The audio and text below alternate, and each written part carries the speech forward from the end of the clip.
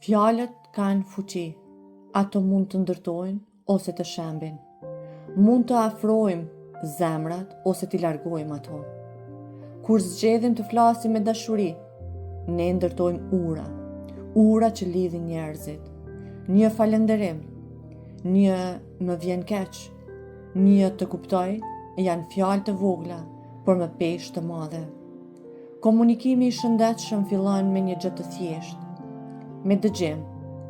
Kur dëgjojmë me kujdes, kur flasim me mirësi, kur respektojmë ndjenjat e të tjerëve, ne krijojmë hapësira ku dashuria mund të rritet.